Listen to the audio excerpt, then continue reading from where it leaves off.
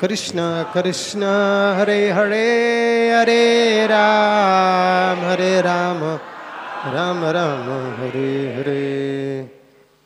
ఇది శ్రీల ప్రభుపాల వారి ఉత్తరం, ఏప్రిల్ 21, 1970 శ్రీల గోపాలకృష్ణ మహారాజుకు రాసిన ఉత్తరం.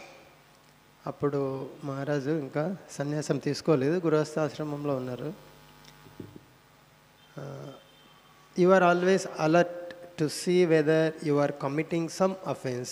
This is a very nice attitude in rendering service to Lord Krishna and his representative, the spiritual master. We should always maintain this fearful attitude, which means careful attention.